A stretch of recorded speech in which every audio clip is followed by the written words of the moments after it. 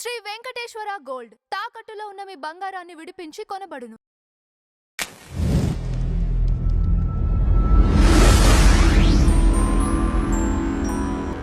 నమస్కారం రాజేష్ గారు. నమస్కారం. రాజేష్ గారు, ఇప్పుడు తిరుపతి లడ్డు విషయంలో వైవి సుబ్బారెడ్డి గారు ఫైనల్గా దీనికి కల్తీ జరిగిన విషయం ఒప్పుకోవడం జరిగింది.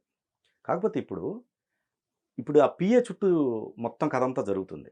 ఇప్పుడు అతను నా దగ్గర పని చేయలేదని చెప్పేసి, అది కదురు చిన్నప్పన్నకు సంబంధించి నా దగ్గర పని చేయలేదని ఆయన చెప్తున్నారు. అయితే ఇప్పుడు డైవర్ట్ అవుతుందా లడ్డు అంశంది? ఇప్పుడు మేజర్గా ఇతను ఎవరైతే ఉన్నారో చిన్నప్పన్న, మరి చాలా వాటిల్లో ఇతని ప్రమేయం ఉంది. ఇతని ప్రమేయం ఉన్నప్పుడు మరి టీటీడీ చైర్మన్గా ఉన్న సుబ్బారెడ్డి గారికి ఈ విషయాలన్నీ తెలియకుండా ఉన్నాయా? వైవి సుబ్బారెడ్డి గారిని టీటీడీ ధర్మకర్తల మండలి చైర్మన్గా నియమించారు. అలాగే టీటీడీ ధర్మకర్తల మండలికి కొన్నాళ్ళు అనిల్ కుమార్ సింఘాల్ గారు, కొన్నాళ్ళు జవహర్ రెడ్డి గారు, ఆ తర్వాత సుదీర్ఘకాలం ధర్మారెడ్డి గారు ఎగ్జిక్యూటివ్ ఆఫీసర్లుగా కొనసాగారు. ఇవాళ టీటీడీకి సంబంధించి ఏ నిర్ణయం తీసుకున్నా చైర్మన్ అండ్ ఈఓ కలిపి తీసుకుంటారు. ధర్మకర్తల మండలిలో చర్చించి ఆమోదించి వాళ్ళు తీర్మానం చేసిన నిర్ణయాలే అమలు జరుగుతాయి. ఇవాళ చైర్మన్ పిఏనో చైర్మన్ పేరు వాడుకొని ఇంకెవరైనా అక్కడ ఏదైనా ఒక తప్పు చేసినా దానికి చైర్మనే బాధ్యుడు. అంతే మరి. ఇవాళ అసలు అక్కడ నకిలీ నెయ్యి వినియోగం జరగలేదని చెప్పని వాదించారు. End of the day YV Subbareddy స్వయంగా సుప్రీంకోర్టుని అప్రోచ్ అయ్యి సుప్రీంకోర్టు ద్వారా నియమించబడ్డ సిట్టు 5 సంవత్సరాల పాటు 68 లక్షల కిలోల నెయ్యి కాని పదార్థాన్ని నెయ్యి రూపంలో సరఫరా చేశారు. 1 లీటర్ పాలు కానీ 1 గ్రాము నెయ్యి కానీ వాళ్ళు తయారు చేయకుండానే ఒక కెమికల్ సొల్యూషన్ని నెయ్యి అని చెప్పని భ్రమింపజేసి టీటీడీకి సరఫరా చేశారు. ఇది చివరకు టీటీడీకి మాత్రమే పరిమితం కాలేదు.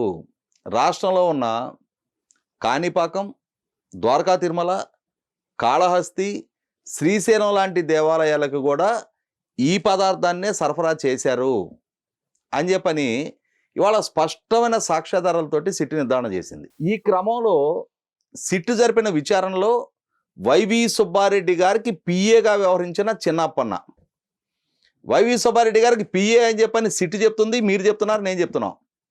కానీ వైవి సుబ్బారెడ్డి గారు ఏమంటున్నాడు, అరే అతను 2018కి ముందు నా దగ్గర పిఏగా ఉన్నాడు, ఆ తర్వాత అతనికి నాకు ఎటువంటి సంబంధ బాంధవ్యాలు లేవు, అతను ఢిల్లీ ఏపీ భవన్లో లైజనింగ్ ఆఫీసర్గా పనిచేస్తూ ఉన్నాడు, సరే సాంకేతికంగా అతను లైజనింగ్ ఆఫీసర్గానే ఉన్నాడు, ఒప్పుకుందాం మనం. అతను మీ పిఏగా అధికారికంగా లేడు, ఒప్పుకుందాం. మరి మీరు చైర్మన్గా ఉండగా మీ పరోక్షంలో మీ దగ్గర పిఏగా పనిచేసిన వ్యక్తి టీటీడీకి సరఫరాదారులైన డైరీ యాజమాన్యాలని బెదిరించి నా కేజీకి ఇంత లంచం ఇవ్వాలి అని చెప్పని అతను బెదిరిస్తున్నాడు అని చెప్పని సదరు డైరీ యజమాని మీ దృష్టికి తీసుకొచ్చాడు కదా. 2022 మే 5వ తారీఖు రోజు మీ దృష్టికి వచ్చింది కదా. మరి అలా మీ దృష్టికి తీసుకొచ్చినప్పుడు మీరెందుకు అతని మీద ఫిర్యాదు చేయలేదు, అతను అరెస్ట్ చేయించలేదు, అతని మీద చర్యలు తీసుకోవాలా? మీరు ఏ డైరీ యజమాని అయితే అతని గురించి మీ దగ్గరకు వచ్చి ఫిర్యాదు చేయించాడో ఆ డైరీ మీద మీరు వీళ్ళ శాంపిల్ టెస్ట్ చేయించమని చెప్పని మీరు ఆదేశాలు ఇచ్చారు. అంటే ఇక్కడ డైరీ యజమాని మాట మీరు పరిగణలోకి తీసుకున్నారా, లేదు తన మీద ఫిర్యాదు చేయించిన డైరీ మీద మీ చేత శాంపిల్ టెస్ట్ చేసే విధంగా మీ కదురు చిన్నప్పన్న అతను మిమ్మల్ని ఇన్ఫ్లుయెన్స్ చేశాడా? ఇక్కడ క్లియర్గా మనకు అర్థమవుతున్నది, కదురు చిన్నప్పన్న అనే ఒక వైవి సుబ్బారెడ్డి గారి దగ్గర పిఏగా పనిచేసిన వ్యక్తి టీటీడీకి లక్షల కిలోల నెయ్యి లాంటి పదార్థాన్ని సరఫరా చేయించడం వెనక అతనే బ్యాక్ బోను అని చెప్పానంటే, అతనుకి నాకు సంబంధం లేదని చెప్పని చెప్పగానే వైవి సుబ్బారెడ్డి అతనికి క్లీన్ చిట్ దక్కినట్ట. చైర్మన్గా నువ్వు ఉన్నావు, అక్కడ జరుగుతున్న ప్రతి కార్యక్రమానికి ప్రోటోకాల్ నువ్వు తీసుకుంటున్నావు. ప్రతిరోజు వందల వేల విఐపి బ్రేక్ దర్శనాలు, సుపదన్ టికెట్లు నీ చేతి మీదుగా నీ అధికారాన్ని ఉపయోగపెట్టి ప్రజలకు ఇస్తూ ఉన్నావు. అంటే ఈ పవర్ని ఎంజాయ్ చేసే క్రమంలో బాధ్యతల నిర్వహణ దగ్గరకు వచ్చేటప్పటికి జరిగిన తప్పుకి నాకు సంబంధం లేదనంటే, ఇక్కడ వైవి సుబ్బారెడ్డి పదే కదురు చిన్నప్పన నాకు సంబంధం లేదని అంటున్నాడు. ఇక్కడ వైవి సుబ్బారెడ్డి కొన్ని సాంకేతికపరమైన అంశాలకు సమాధానం చెప్పి తీరాల్సిన బాధ్యత అతని మీద ఉంది. ఉదాహరణకి 2018లో అతను లోక్సభ సభ్యుడిగా ఒంగోలు నుంచి ప్రాతినిధ్యం వహిస్తున్న రోజుల్లో అతని అఫీషియల్ లెటర్ హెడ్ మీద ఏ ఫోన్ నెంబర్ అయితే అతని నెంబర్గా డిస్క్లోజ్ అయ్యిందో 9542419999 ఇది తన నెంబర్గా వైవి సుబ్బారెడ్డి లెటర్ హెడ్ మీద మెన్షన్ చేయబడ్డ నెంబరు. మరి ఇవాళ ఈ నకిలీ నెయ్యి అంశంలో కంపెనీలతో జరిపిన కరస్పాండెన్స్లో కానీ తన పర్సనల్ నెంబర్గా చిన్నప్పన్న అదే నెంబర్ని మెన్షన్ చేస్తూ వచ్చాడు. ఇవాళ సిట్టు జరిపిన విచారణలో అక్యూజ్డ్గా ఉన్న వాళ్ళందరి దగ్గర వాళ్ళ ఫోన్లు సీజ్ చేస్తే చిన్నప్పన్న పర్సనల్ నెంబర్గా మీ లెటర్ హెడ్ మీద మీ పర్సనల్ నెంబర్గా ఏ నెంబర్ అయితే ఉందో అదే నెంబర్ చిన్నప్పన్న పర్సనల్ నెంబర్గా ఉంది. మరి మీకు సంబంధం లేని వ్యక్తి దగ్గర, మీ దగ్గర పనిచేయటం మానేసిన వ్యక్తి దగ్గర మీ పర్సనల్ నెంబర్ అతని దగ్గర ఎలా ఉంది? అతని నెంబరు మీ పర్సనల్ నెంబర్గా లెటర్ మీద పెట్టుకున్నారా? మీ పర్సనల్ నెంబర్ అతను వాడుతున్నాడా? దీనికి సమాధానం సంజాయిషి ఇచ్చి తీరాల్సిన బాధ్యత మీ మీద ఉంది. ఇదే క్రమంలో ఇంకొక అంశం, మరి మీరు చైర్మన్గా కొనసాగిన రోజుల్లో మీరు చెప్తున్నట్టు 2018 నాడు మీ ప్రభుత్వం లేదు, 2019లో ఎన్నికలు నెగ్గిన తర్వాత ఆ తర్వాత చేసిన నియామకాల్లో మీకు టీటీడీ చైర్మన్ బాధ్యత మీకు అప్పచెప్పడం జరిగింది. 2021 సంవత్సరంలో మరి చైర్మన్ ఆఫీస్ నుంచి జేఈఓకి పంపించిన టికెట్ల రిఫరెన్స్లో 2021 సెప్టెంబర్ నెలలో ఈ కదురు చిన్నప్పన్న 6433 సుపదన్ టికెట్లు ఒక్క నెలలో అతని ద్వారా మరి టీటీడీలో మంజూరు చేయబడ్డాయి. అతనికి ఎవరు ఏ అధికారం ఉందని చెప్పని అతని టికెట్లు రిఫర్ చేశాడు, ఎవరి ప్రతినిధిగా జేఈఓ గారు అతన్ని కన్సిడర్ చేశారు, అతని రిఫరెన్స్ మీద 6433 టికెట్లు ఎలా మంజూరు చేయబడ్డాయి? మరి నాడు చైర్మన్ మీరేగా, మీ కార్యాలయం ప్రతినిధిగా ఎలా అతను 6433 టికెట్లు అతను రిఫర్ చేయగలిగాడు? అతనికి మీకు సంబంధం లేదని మీరు చెప్తున్నప్పుడు, అంటే అధికారికంగా మీ పిఏగా లేకున్నా, అతను ఏపీ భవన్లో లైజనింగ్ ఆఫీసర్గా ఉన్నా, మీ కుటుంబ సభ్యులు పాల్గొన్న ప్రతి కార్యక్రమంలో అతను మీతో పాటు ఉన్న ఫోటోలు ఉన్నాయి, వీడియోలు ఉన్నాయి. అలాగే ఫోన్ నెంబరు ఒక స్పష్టమైన సాక్ష్యంగా నిర్ధారణ అవుతోంది. అన్నిటికన్నా ముఖ్యంగా ఇవాళ TTD JEO records, TTD JEO దగ్గర బ్యాకప్ రికార్డ్స్ ఉంటాయి.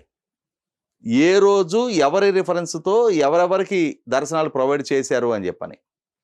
ఇవాళ రాష్ట్ర వ్యాప్తంగా ఉన్న శాసనసభ్యులు, ఎమ్మెల్సీలు, వివిధ హోదాల్లో ఉన్న అధికారులు, ఈ ప్రోటోకాల్ వెసులుబాటు ఉన్న వాళ్ళు, రికమెండేషన్ లెటర్స్ ఇచ్చే వెసులుబాటు ఉన్న వాళ్ళు, వాళ్ళ లెటర్ మీద ఎవరికైనా రికమెండ్ చేసి పంపిస్తే జేఈఓ ఆఫీస్లోనే లెటర్ సబ్మిట్ చేస్తారు.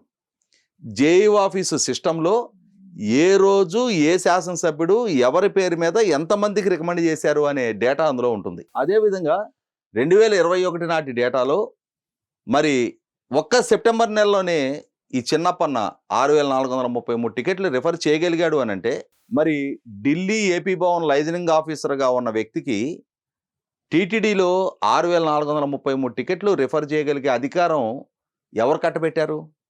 ఎందుకు కట్టబెట్టారు? చైర్మన్ మీరే కదా, మీరే సమాధానం చెప్పాల్సిన బాధ్యత మీ మీద ఉంది. అంటే ఇక్కడ ఏమర్థమవుతోంది?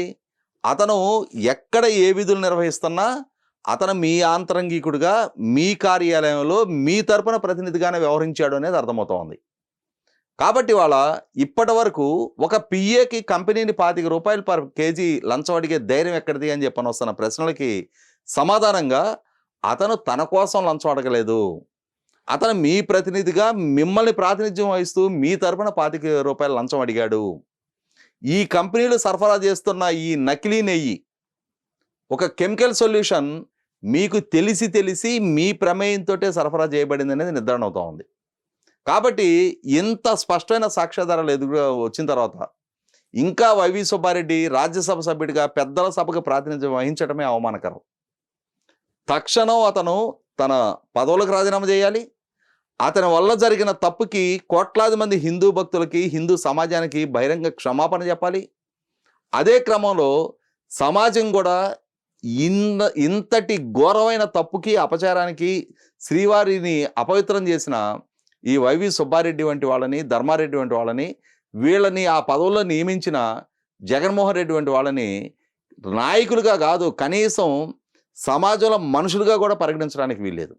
ఇంతటి తప్పు, ఇంతటి ఘోరమైన అపచారానికి వీళ్ళు పాల్పడి ఇంకా ఎదురుదాడులు చేస్తూ, ఇంకా ప్రభుత్వాన్ని నిందిస్తూ, రాజకీయంగా తమకు తాము విక్టిం కార్డు ప్లే చేసే ప్రయత్నం చేస్తూ, సమాజంలో విద్వేషాలు పెంచి ఈ అంశాన్ని పక్కదావ పట్టించాలని చెప్పని చేస్తున్న ప్రయత్నాల నేపథ్యంలో 100కి 100 పాళ్ళు అసలు సిసల బాధ్యులైన, అసలు సిసలు తప్పు చేసిన వైవి సుబ్బారెడ్డి ఈ సంఘటన ద్వారా, ఈ సమాచారం ద్వారా చిన్నప్పనికి అతనికి మధ్యన అవినాభావ సంబంధం ఇవాళ బహిర్గతంగా ఎస్టాబ్లిష్ అయిన నేపథ్యంలో ఇవాళ ఈ నకిలీ అంశంలో చిన్నప్పన్న ఏదైనా తప్పు చేశాడు అని అంటే అది వైవి సుబ్బారెడ్డి తరఫున చేసిన తప్పుగానే పరిగణించి వైవి సుబ్బారెడ్డిని తక్షణం అరెస్ట్ చేయాల్సిన అవసరం ఉంది, జైలుకి పంపించాల్సిన అవసరం ఉంది. అతనే స్వచ్ఛందంగా తన రాజ్యసభ సభ్యత్వానికి రాజీనామా చేస్తే రాసిన బాధ్యత ఉంది.